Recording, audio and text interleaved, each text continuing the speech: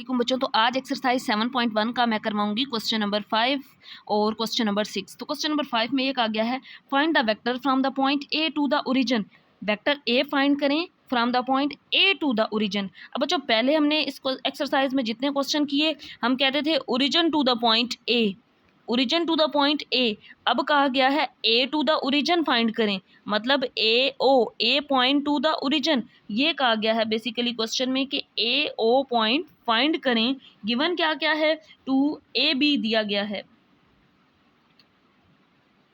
Where A B is, आपको पता है ए बी की वैल्यू हमारे पास कितनी है 4i - 2j unit vector and B is the point.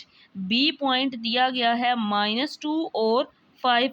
अगर हम बी का पोजीशन वेक्टर लिखें तो वो ओरिजिन पॉइंट से ही होगा। ओ बी पोजीशन वेक्टर हमेशा ओरिजिन पॉइंट से लेते हैं, तो -2i हो जाएगा प्लस 5j यूनिट वेक्टर।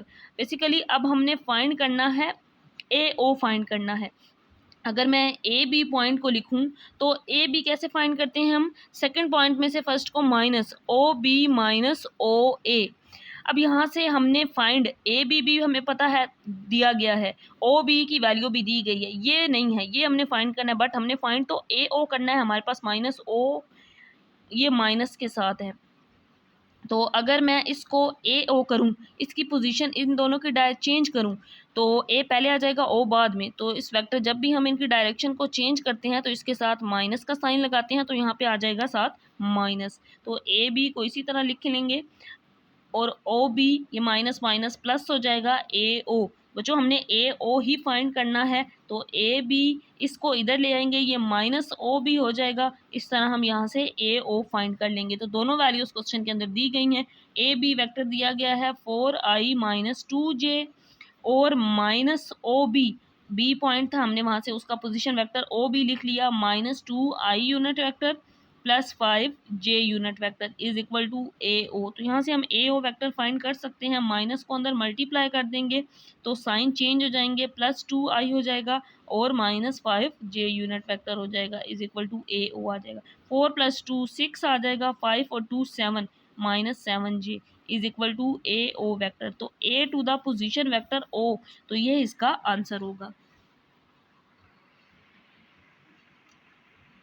तो इसके बाद है क्वेश्चन नंबर 6। बच्चों इसके 3 पार्ट्स हैं, तीनों पार्ट्स में एक आ गया है यूनिट वेक्टर फाइंड करें। तो मैंने एक्सरसाइज 7.1 के स्टार्ट में आपको फार्मूला बताया था कि अगर यूनिट वेक्टर वी वेक्टर है, उसका यूनिट वेक्टर मालूम करना है तो vector v over its magnitude भी हम फाइंड कर चुके हैं, एक्स का स्क्वायर प्लस वाई का स्क्वायर इस तरह। तो अब हमने यही यूनिट वेक्टर यहाँ पे मालूम करना है, unit vector v over its magnitude. तो ऊपर हम वेक्टर वी लिखेंगे 2i - j unit vector divided by v का मैग्नीट्यूड।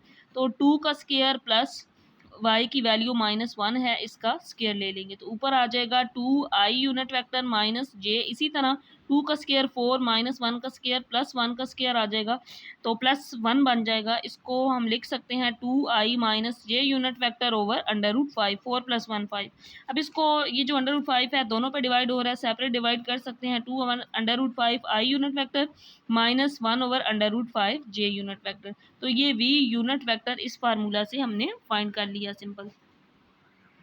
इसके बाद बच्चों इसका पार्ट नंबर 2 है जिसमें एक आ गया है कि यूनिट वेक्टर मालूम करें। तो आपको पता है v unit vector v over its magnitude. तो ऊपर हम वेक्टर v इसी तरह लिख लेंगे 1/2 i unit vector plus √3/2 j unit vector, और यहाँ पे इसका मैग्नीट्यूड ले लेंगे x का स्क्वायर प्लस y का स्क्वायर। x की वैल्यू 1/2 है, इसका स्क्वायर ले लेंगे। अब y की जगह पे √3/2 है तो इसका स्क्वायर ले लेंगे।